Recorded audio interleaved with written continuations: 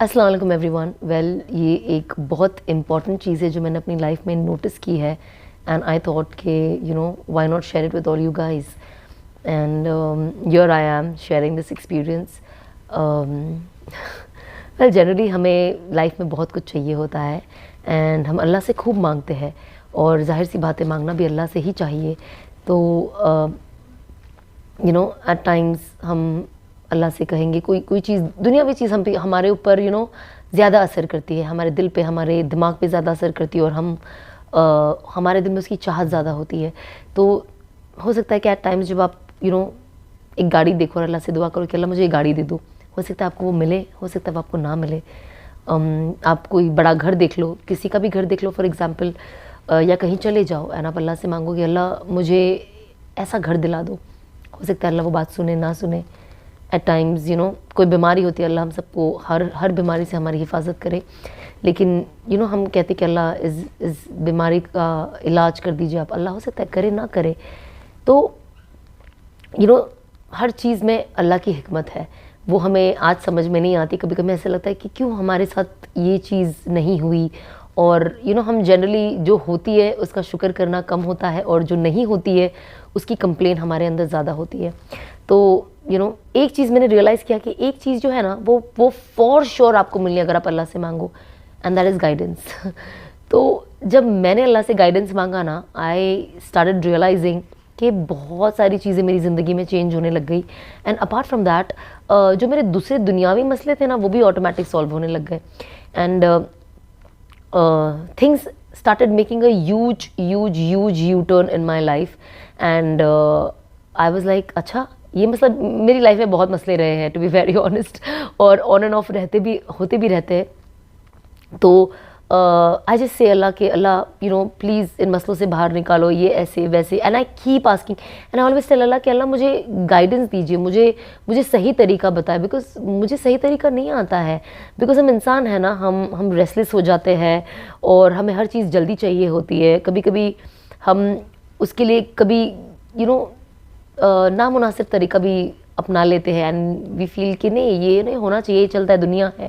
But اگر اللہ اپنے طریقے سے اگر ہمارے لیے کوئی چیز سالو کر دے اور ہمیں دنیاوی طریقے کی جھوٹ بولنے کی, دھوکہ دینے کی, یہ ساری چیزوں کی ضرورت نہ پڑے تو کتنا ہی اچھا ہوگا.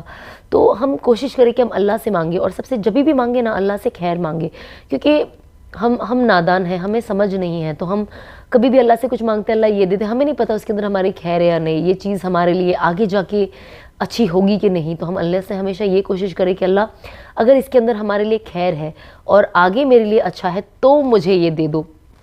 تو آپ ہمیشہ کوشش کریں کہ آپ اللہ سے سب سے جو اللہ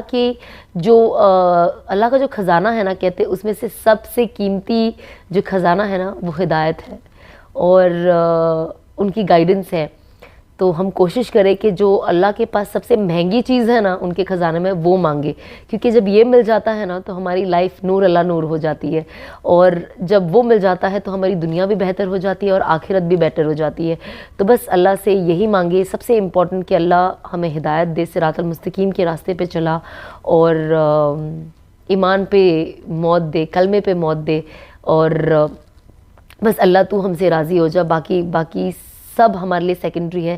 سب سے امپورٹنٹ ہے کہ اللہ آپ ہم سے راضی ہو جائے. تو بس ہم اللہ سے خیر مانگے, عافیت مانگے, دنیا آخرت کی عافیت مانگے, اور اللہ سے جتنا چاہے مانگو. اللہ کبھی نہیں کہتے کہ بس کر بہت ہو گیا, بہت مانگ لیا, آج کے لیے کافی ہے, اس مہینے کے لیے کافی ہے. اللہ کہتے اور مانگ. تو اپنی ذات دیکھ کے نہ مانگ, تو میری ذات دیکھ کے مانگ.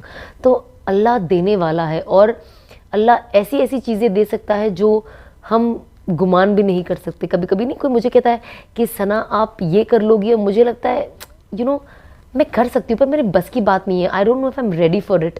تو ہم کبھی اپنے آپ کو انڈر ویلیو کر لیتے ہیں, لیکن اللہ جانتا ہے کہ آپ یہ کر سکتے ہیں. اللہ نے ہمیں اشرف المخلوق اسی لیے تو بنایا ہے بیکاز ہی نوز کہ ہمارے اندر وہ خوبیاں ہیں.